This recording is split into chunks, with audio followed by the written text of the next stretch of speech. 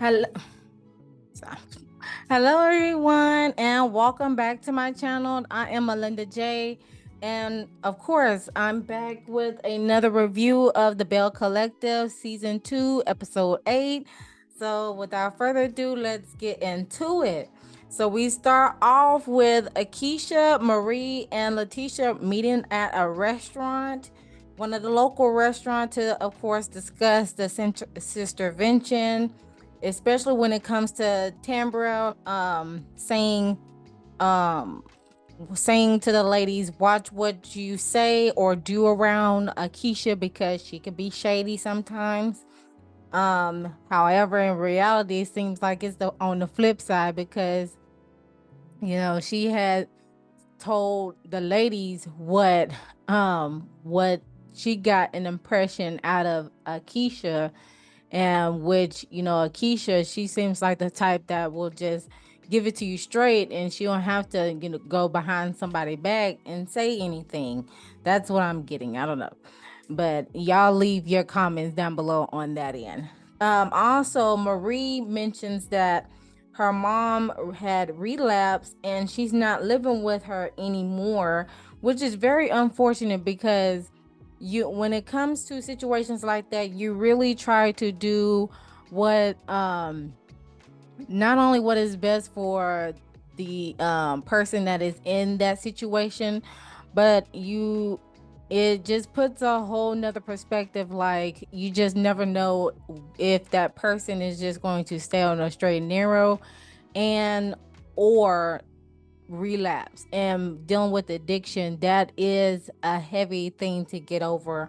So I'm going to send my positive and healing energy, as well as comforting energy, to Marie and her family, especially her mom. But on the flip side, again, she Marie and her soul sister partner Essie is opening up 5 methadone clinics in the state of Mississippi, which will rank her as the first Black woman to do that, because only in the state of Mississippi there's only 3 providers, and that is a crying shame in this whole. It's enough that Jackson has to deal with the water crisis, but to only have 3 providers in the state in regards to methadone clinics, that says a lot in its whole self. And that really says a lot within the healthcare system as well, on the inadequacy of the lack of, not only the lack of representation within the field, but also just the lack thereof when it comes to getting access to facilities and access to being able to take advantage of these services, so you can be able to get out of those addictions and mental health um issues and situations that is going on. So big shouts out to Miss Marie on that one. And then also with Letitia, she is discussing on her interaction between her and Damon after the fashion show that happened previously on the last episode, and how he was basically again sticking beside her. That is her one. That is his woman, and he's sticking beside her. I don't know how many times I gotta tell y'all that, but that's just how it's gonna be when it comes to the relationship with Tambra and her man Damon. So of course we just gonna have to let her be, and of course all of us have this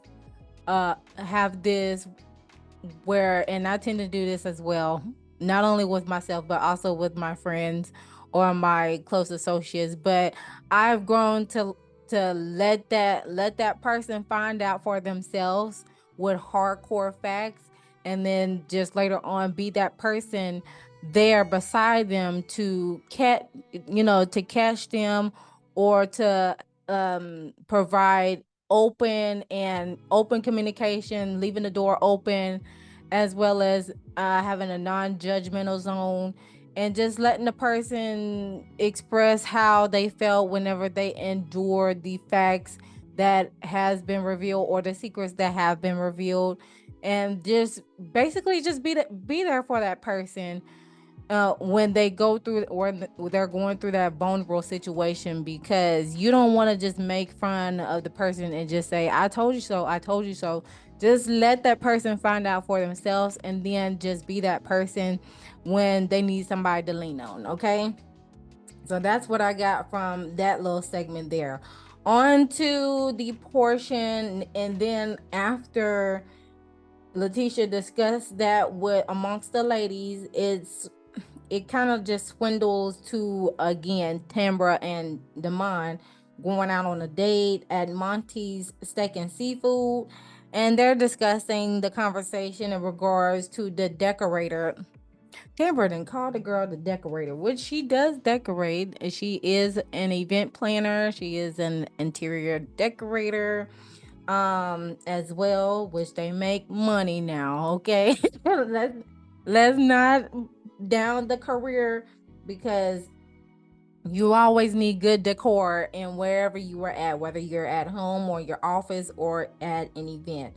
But both of them discuss the conversation between Damon and the decorator. That's what Tambra expresses the woman she that expressed to Letitia in regards to her having an emotional connection with Damon. And of course, again, there's really nothing to discuss on this scene, because both of them are in agreement to moving on from the situation.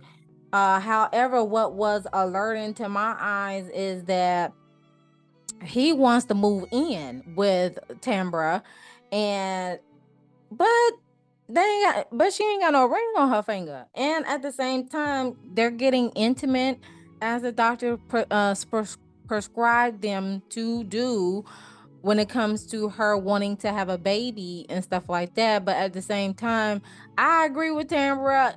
It's not good to just let the man come on in and move in with you, especially when you don't have no ring on. I mean, on the flip side, that's what happened with Soul Gucci. She told JJ that you not moving in until I get a ring on this finger. So again, Damon, if you really love this woman and there's no other woman but Tambra, and you want to be with her, why the hesitation of providing her a ring so you can be able to move in with her? As the old folks be saying, there ain't no shacking over here. Ain't no shacking, because basically you are milking the cow for free. And by the time she gets the ring, it's just gonna be like there's no need to even give her a ring, because she's already providing me what I need: food, shelter, sex, and the rest goes on. So I'm gonna need you to put a ring on it, sir. If y'all plan on moving on like y'all keep saying, I'm gonna need you to follow through on that. Put some action to that. Put some action. Get down on that bended knee, and that way you can be able to move in with each other. All right. Now on to the next scene, where let's see, Marie and Miss Glenda, which is Raven's mom, the mother of one of Jerez's sons that had passed away. So Marie is meeting up with, well, Miss Glenda is coming to Marie and Jerez's house, and they are basically just gathering their thoughts. They're supporting one another. They're having that deep, heartfelt discussion in regards to, all right, now is the time more than ever to come together as a family. And of course, grief, you cannot tell anyone how fast, how slow, or how to grieve. However, when it comes to dealing with grief in situations like that, you just gonna have to allow things flow and unfold themselves in a natural way, because you just don't know how the person's going to react if you keep forcing them on, okay, now you need to move on and stuff like that. It's time to move on. It's time to move forward. Again, you cannot tell a person how to grieve.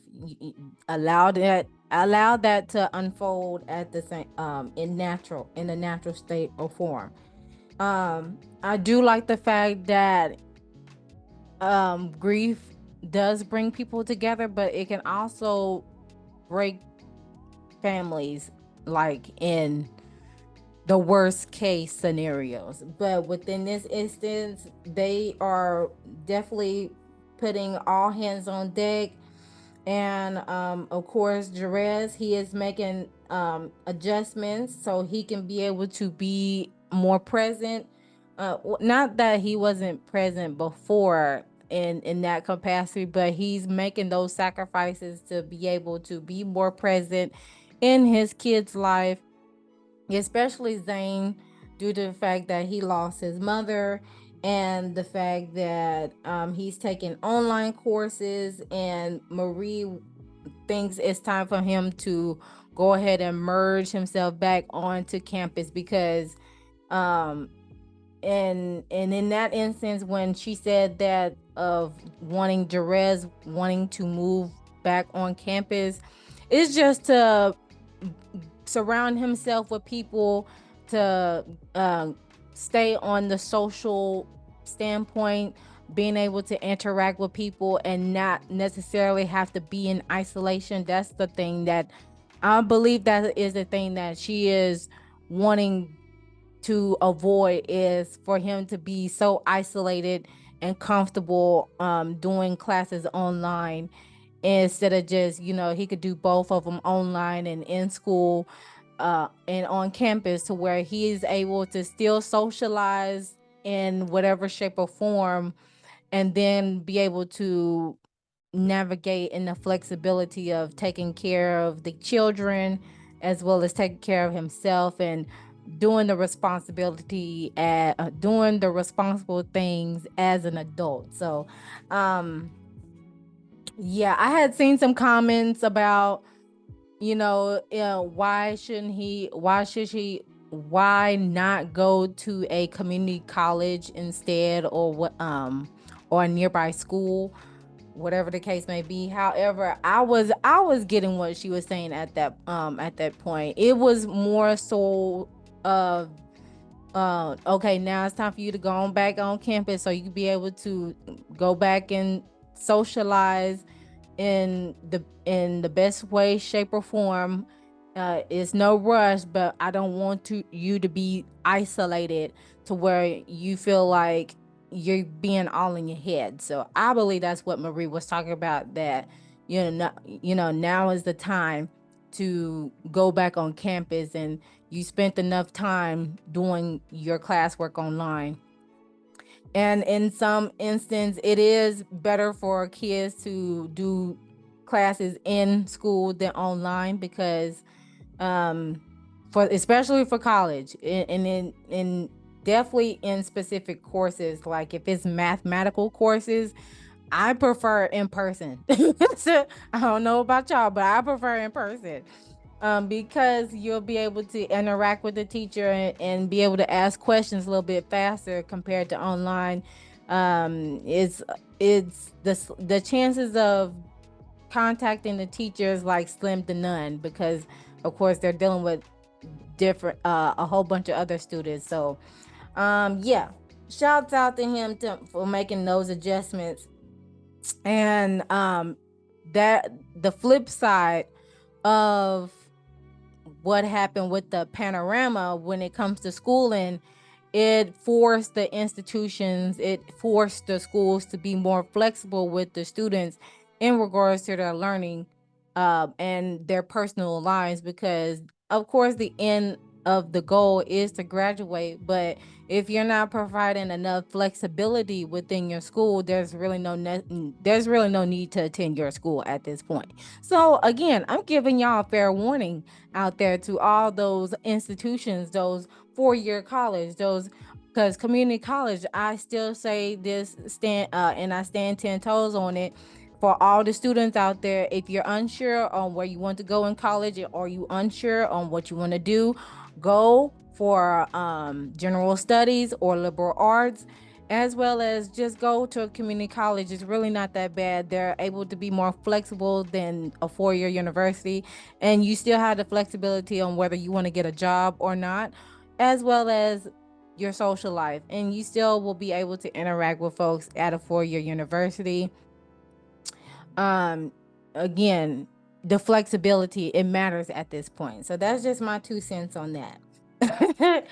All right.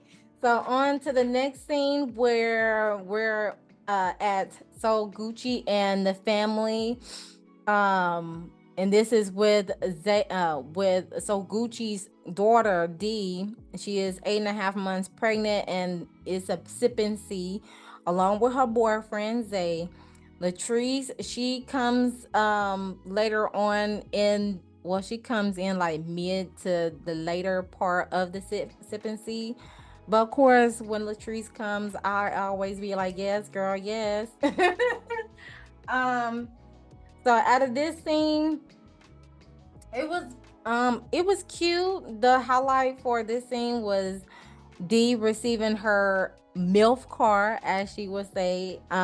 It's basically a family car, enough to for her, the child's father, and the baby. And if she wants to have any more kids, she still is able to still have the capabilities of the vehicle. She still have the space in the vehicle to be able to add more additions into the car. So I thought that was real thoughtful of everybody coming together and celebrating the birth. Well, celebrating the mother that's getting ready to give birth, and of course Latrice holding the baby to break her in a little bit, and which was JJ's niece, JJ's sister's daughter. And the baby was cute as always. Love the babies out there. Love the babies. However, something had came out to me on this scene. Um, I'm trying to figure out what came out to me on that scene. What popped out? Oh, this is the question that I have to pose for you all when it comes to sipping seeds and baby showers, because I've done some research, and it's kind of, and I say it's true to a certain capacity. I want to pose this question to you all, and feel free to leave your comments and thoughts in the comment section below, because for one thing, I had the baby shower after I had my child, and that was due to doctor's orders, because the excitement of the pregnant woman, it causes some contractual actions to happen to where uh the mother to be will have the baby earlier than expected birth date, so I just want to pose this question to you all again, because I did it for a whole nother series when somebody else was pregnant, but I'm gonna leave it to y'all. Please comment down below if y'all would prefer baby showers before the mother has the baby or after the mother has the baby.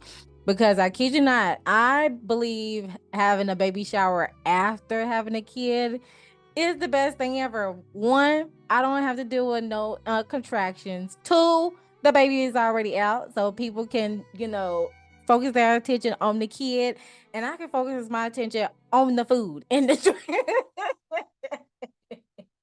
So I want y'all to answer this in the comment section and keep the conversation going on. Do y'all prefer baby showers before the baby comes or after the baby comes? Because there is research that shows that once you have a baby shower, it won't be long until you have the baby. And that's just because of all the excitement and the hormones and things that are going on. Just let me know. I want to know. All right. Now on to the critical part of this episode was Latrice and Cliff, because Latrice did mention this at the sip and see that she was late on her period, her cycle. And so she relayed that information to Cliff, and Cliff was talking about, well, did you plan the miss period? And I'm like, you can't plan a miss period, bruh. You can't plan a miss period. But the what was alerting to me about this is Latrice asking Cliff, is she a great wife? And Cliff was responding, you a good wife. And then she repeated it again, am I a great wife? And he was like, "You a good wife?" And I was like, there's something that she wants you to say, Cliff, but she's not getting it. But I'm gonna leave it right there. I'm gonna put a pin to it right there. And she also had mentioned that she's 3 months without no period. And I was like, Latrice, girl, I'm gonna need you to take a pregnancy test. You acting like me right now, being in denial, being in denial. However, when it comes to Latrice and wanting to have a kid, her fear is she wants to be safe and secure before having a baby, meaning I'm assuming financially because she already has the marriage.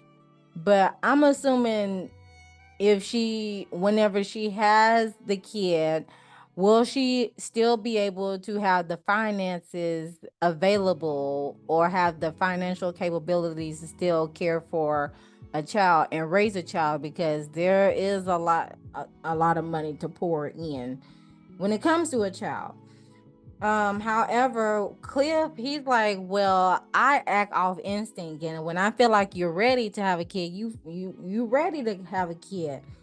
And I believe she had mentioned that there's plenty of people that plan their pregnancies, but that's when Cliff had responded saying it's all about instinct with me. So, um, stated, and then he also has stated that his child will never be lacking. And then once he said that, that sent like a little trigger to Latrice, because she had also said, see, that is the same thing that my father said to my mother, and look what happened.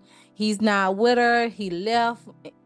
Okay, this is what I'm getting from this scene, because uh before I give my little 2 cents on it, then that's when Latrice went on saying she was, if she is pregnant, she thought about, getting rid of the child or putting it up for adoption. And Cliff is saying, and he's firing back saying that if she does that, if she does any of those two things, that she's going to put her for adoption. And I'm like, bruh, she's too old. Not that she's like old, but I believe she is like beyond the age range of being adopted. Like, come on now. And that's when they was talking about the divorce word. And I was like, no, cut it. Cut it. It's going too deep. It's going too deep. So again, this brings the question in regards to couples not being on the same page when it comes to having a child, especially when one spouse wants to have a child but the other one is still hesitant. And that's where we gonna have to get down to the get down, um get to the root of why the other spouse is reluctant and hesitant to want to procreate with the person that they love. And this is when my counseling mentor, chakra priestess mind comes into play. And this is exactly what I tweeted out in regards to Latrice's situation. I'm gonna say it verbatim. Okay, let me go to it. I said, let's see, I gotta go. I said this. I love Latrice, which I do. I really love her. She's like one of my faves. I love all the women, but she's like one of my faves. I guess because we're like close in age. But I said I love Latrice, but she has got to remove the scarcity of trauma that she has went through in childhood. Because, like I said, that little quote there of Cliff saying, "Well, my child is not going to be lacking." And so there's no need to be worried about wondering if you're gonna be safe and secure when it comes to having a kid. Um, that was a trigger phrase for her, in my opinion. That's what I was viewing. But I said she's gonna have to remove the scarcity of the trauma that she has went through in childhood and what her mom went through as well, because it is stopping her to be in the flow to create when it comes to human life, because she is able to create simultaneously when it comes to her business. Like when it comes to her business, like she is on it. She is able to create that way. There's no stopping her. She is abundant in that manner. But when it comes to procreating with a baby, a human being, to bring forth life in the physical realm, that's when she is hesitant. That's where she is blocked at. She is blocked within her sacral chakra. The sacral chakra deals with reproductive system, and which the reasoning for that, it can stem from some scarcity mindset, the limited beliefs that is strolling down in the root chakra. So she's gonna have to ground herself a little bit more, okay, when it comes to wanting to procreate or planning to procreate with Cliff, right? So she can be able to activate not only the root chakra but also that sacral chakra, and be able to be in the flow of wanting to bring life into the physical realm. Can I get an amen in this video? All right, comment down below amen for that. I know I just had to get into my spiritual mode on that one, because she is able, and Latrice, she's gonna be a good mom regardless. She is able and she is capable, but those traumatic events, those traumas, the limited beliefs that she is having in regards to um having a child, nobody is rushing. I'm not rushing her, but that is definitely what is stopping her from, actually wanting to go down that motherhood train. All right, so I'm just going to continue to send Latrice loving and healing energy to her, so she can be able to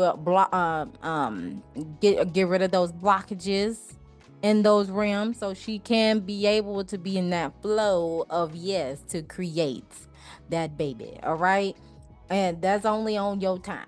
Okay, now on to the last portion, is the event of the episode, which is the luncheon in celebration of the milestone of the 5 methadone clinics that Marie and Essie are opening up. And within this luncheon, of course, this is like the end of the episode, so we only got like a snippet of it. But the ladies are asking Tambra of why did she have security there, and yada yada yada. And Tambra's like, well, I needed security because once I get out of the spot, I want to be able to make it to the car on time. The ladies were calling BS on that one. Then Akeisha, I guess everybody utilized this luncheon to announce whatever endeavors that they're pursuing on. Again, because the season finale is next week, which I'm like totally mad about that. I'm feeling some type of way. Anyways, Akeisha, she announces the plans on moving forward with Fair Street. She has teamed up with some contractors to be able to go ahead and do the darn thing. And this is without Letitia knowing about it. So, along with Akeisha moving on with the plans with Fair Street, they're working towards bringing Willie's Bar to the Jackson location. I'm assuming as an extension of the bar that is already established in the New Jersey, New York area. So, that's going to be exciting. Again, that'll help Willie adjust to the Jackson life once he extends the his bar down here. Of course, just as much as Akeisha is offering the pig snout, the pig snout uh food to him as a welcome home gesture from her end, he can bring on down the New Jersey, New York eatery and bar, so the southern folks can get a taste of what the north is really about. All right.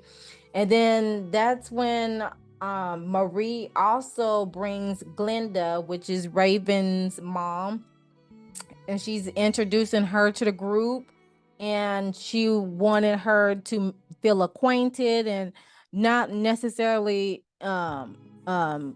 be in isolation so much to where she just don't want to deal with anybody. So I thought that was a good thing with Marie doing that for Miss Glenda, just bringing her out the house so she won't have to be stuck in her head all the time. And then that's when that's when Miss Taisha come in. Taisha is the woman that Damon that she stated that her and Damon had an emotional roller coaster relationship or connection going on. So that's the time when Tambra gets up and leave because we didn't know that we didn't know until now that Marie was like, she is our event planner for all for basically for the Hamilton Davis business. Basically, she is the go-to person for their event planning on whatever they want to do, as far as like a celebration, a luncheon, a workshop, etc. So I was like, oh shit, it's about to get lit in the next episode, which will be the season finale. God darn it! But she said, but Tambra, let me see what I wrote down here. Someone else had mentioned that Tamara was engaged to somebody else before she got back with Damon, but that's gonna be within the next episode, y'all. And then also Marie is going to be in search with finding her mom as well within the next episode.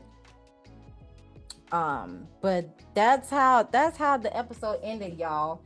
Miss Taisha came in to the luncheon, made her presence known. Why? Because Marie was like, this is Taisha, everybody. She is our event planner for Hamilton Davis. She does all our event planning and decorating and so much more. And Tamara was like, cut the cameras. Dead ass. I'm out. Oh goodness. Oh my goodness. Oh my goodness.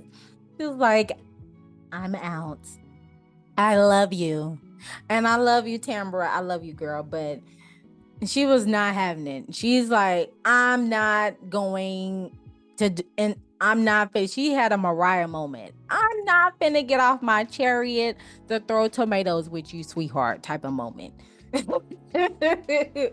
But yeah, that concludes the review that I had for Belle Collective season 2, episode 8. It seems like it's really about to go down for the season finale, even though I feel some type of way and I'm salty about that.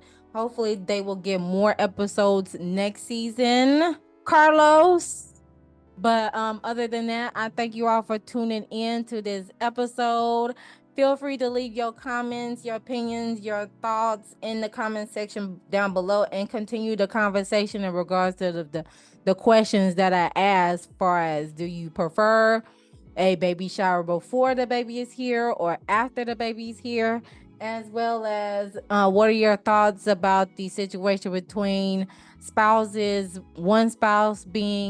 um one spouse being dang it, it's leaving my head already. One spouse being for baby and the other spouse is like, put the pause on the baby right now until I feel safe and secure. Feel free to leave your thoughts in the comment section below.